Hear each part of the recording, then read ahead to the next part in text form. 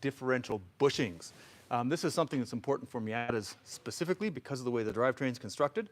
So we're going to talk about what that is, the differences between different kinds of bushings, the way you change them. We're going to talk about differential bushings. How exciting. If you do enjoy this type of content, make sure you subscribe to our channel. Make sure you like our videos. It doesn't cost you anything, but it helps us. And if you have any questions, throw them in the comments. We will answer your questions in the comments if you are watching this in the future. If you're watching this live, we'll try to answer your questions live so that we can get you the best information we can. And one other note, for people who are watching this live, we are filming in, portrait mode, because there are people who enjoy that, and the YouTube algorithm likes it. We are also filming it in 4K widescreen. We'll release that one in a couple of days. So don't bother telling us how much you hate one particular format or the other. We're filming both. You can hate one and enjoy the other one. So, the role of bushings in the differential. One thing that every Miata has in common is the way that the whole drivetrain is put together. Come on over here, we'll look underneath this car. We chose this one because it was on the lift already. This is an ND, but you'll notice that unlike most front engine rear wheel drive cars, there's no transmission mount in here. There's nothing at all holding up the back of the transmission. Instead, it's got what's called a power plant frame, which is this big aluminum girder that runs back the differential, and the differential is attached to the subframe with bushings. So the entire drivetrain is a single unit. It has two motor mounts on the front holding up the motor. It has two differential mounts at the back holding up the differential, and the whole thing is a single piece. This is not unique to the Miata, but it is unusual, and it is all Miatas are built this way. It's got a whole bunch of different advantages. It makes them easier to build. It separates the drivetrain stresses from the unibody. It makes for a stiffer, more responsive drivetrain, all the stuff that we enjoy, but it does mean that it's got a couple of weird little characteristics. So we can head over here and look at the bushings so Travis can get off the floor. So one thing about that power plant frame is that the engine is always trying to rock. It has to be able to move. There's all the inertia from all the stuff that's inside, trying to change direction, trying to spin. So the engine moves, it rocks side to side. The differential doesn't. It stays fairly fixed on the car, and so the power plant frame is actually allowed to flex. It's allowed to twist over its length. It can't bend easily. It's very strong in bending, but it's surprisingly flexy in twist.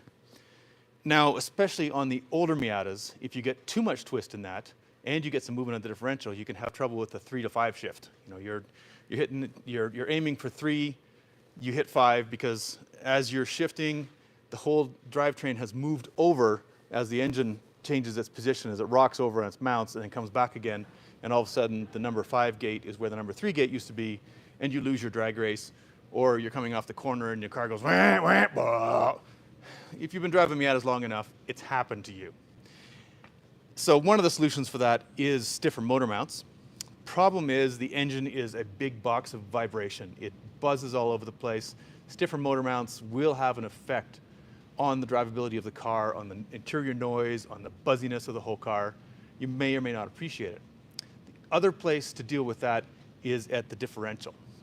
So I've got a couple of, well, at least one, this one's an NA because it's a 1.6. This one may be an NV, might be a NA. They're basically the same.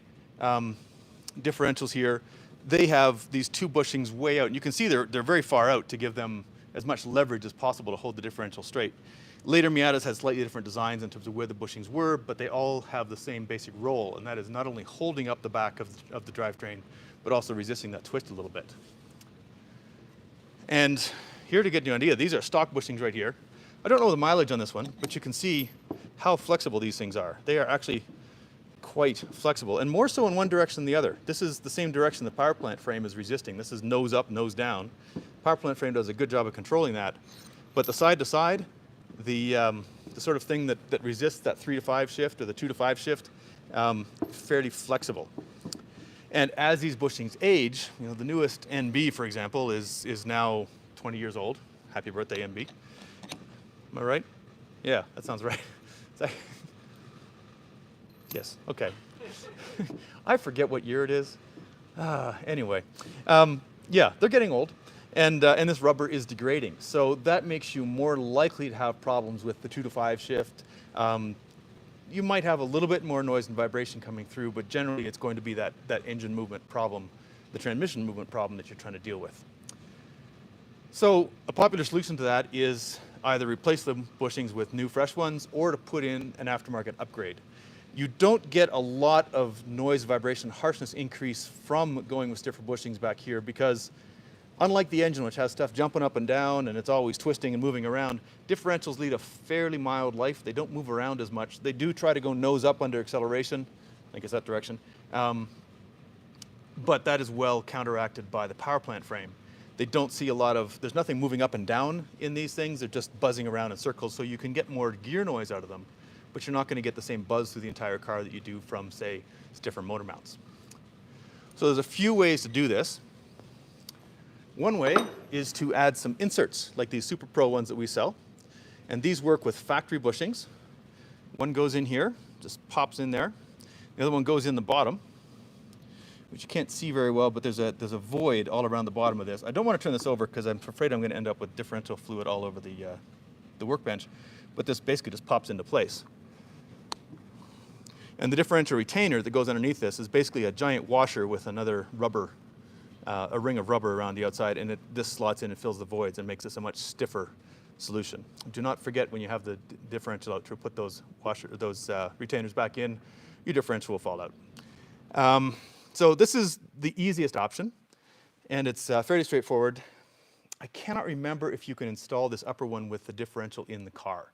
Maybe someone can jump in the comments. It's been a long time since I tried to do that. I usually have the differential out for other reasons anyway. But this one, you've got to drop the differential down about this far in order to get the stud clear and get this in place. You could always just put the bottom one for the super easiest option. That is something you could do in moments on an NA or NB when underneath the car. But if you really want the full effect, you want to put your little donut in there too. So that's one option. Another option is to go with a polyurethane bushing, like this one here.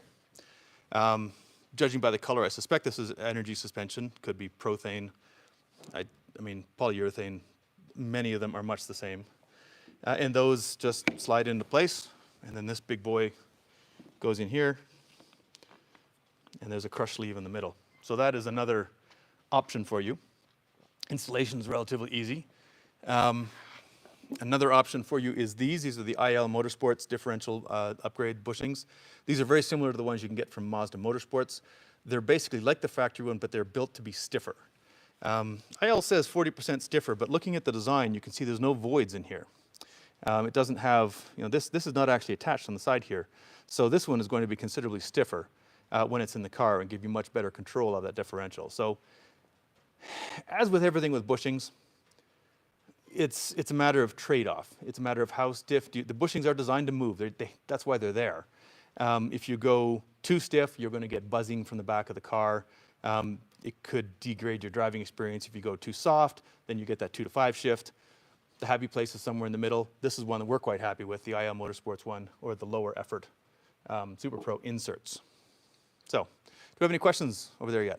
Yes. What questions do we have? Can excess play in an old or worn-out bushing cause damage to any of the drivetrain components? Can excess play cause damage to the drivetrain components?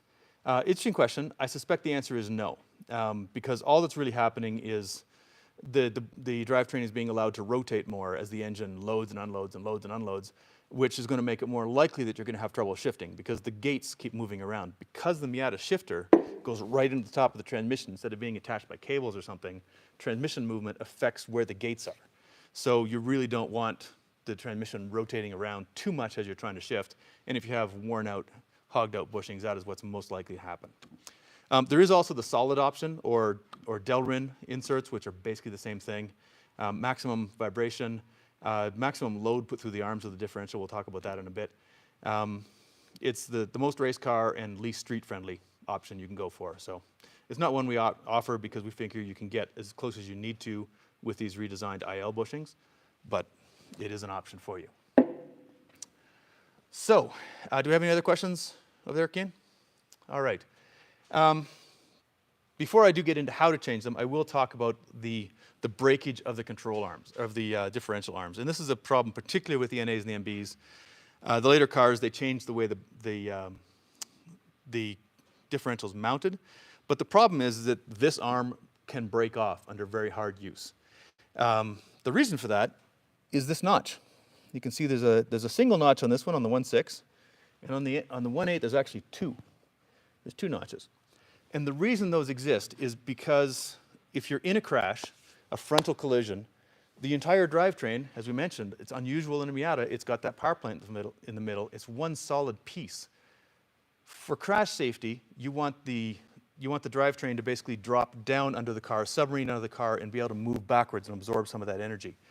If the differential is a solid, stalwart piece to stop that from happening, then it can't do that. It's more likely to say buckle in the middle, or you won't be able to absorb the energy, as you know, the car won't be able to crumple properly, won't be able to absorb the energy, and your crash will be worse. So what's been designed to happen is when there is a hard crash, when there's a hard shock comes straight down the drivetrain like this arm shears off, and it allows the whole drivetrain to move backwards and underneath.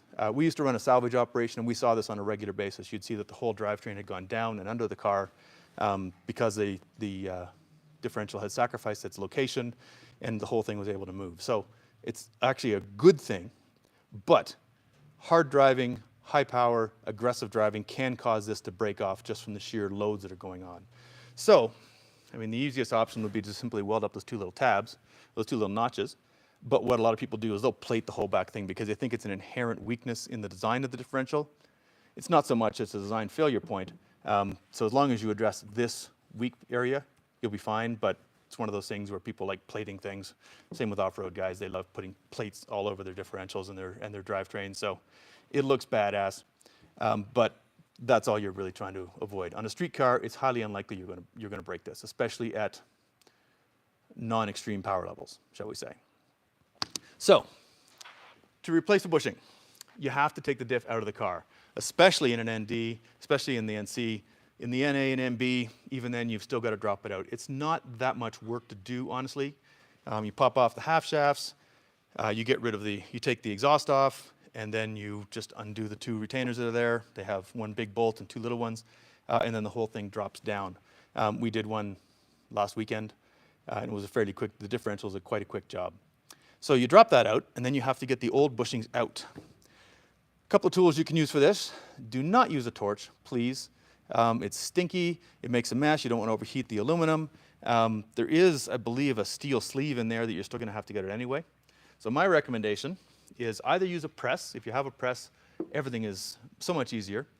Or if you get a socket of the right size and a hammer. You have to go from this side because you can see there's a lip of the bushing around the top there. So you have to go from the other side. Again, I'm not going to turn this over because it's going to make a mess. You definitely don't want to, pretend I'm upside down, just hit the middle because this thing's designed to absorb vibration. You could do this all day long, maybe harder, but even then, you're not going to take that bushing out because you're just bouncing the center sleeve up and down. What you need is something that is the same diameter as the outside of the bushing, basically the same diameter as the actual hole in the arm. This is a 46 millimeter socket. I haven't measured what the outer diameter is, but it turns out it's perfect. This is my bushing removal socket. So you take the differential, turn it upside down, put it on there, squirt it with some simple green, and then just a few good whacks, and you will eventually win the battle. So that's how you get them out. If you're putting in poly bushings, obviously that part is easy.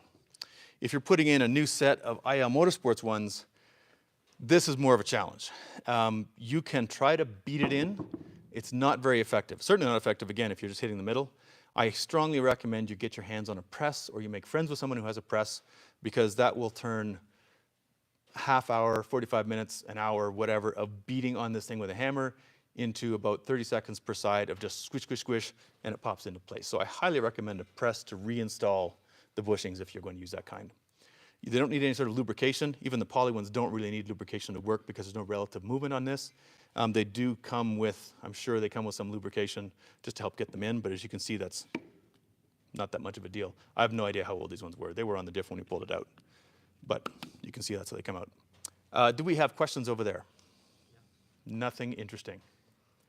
So as much as I'd love to give you another hilarious video of me attempting to put bushings in and failing, when we did this last time, we did use a press. Our press is not in a very film-friendly location. It's in the machine shop full of all sorts of other stuff. So I'm not going to show you that. But that is the key to these, is just press them in. It's so much easier. If you want to spend some time beating away, again, make sure that you have something that is the right diameter. You can see it's almost exactly the same diameter as the bushing here. So make sure you have something of the right diameter that pounds it in there. I'll make a measurement of this afterwards and let you know. Okay, Mike, thank you. We use our latest high-tech measuring equipment here. How big is this hole? I heard that, Mike. Looks like about 67 millimeters, roughly. Yeah, 67 millimeters.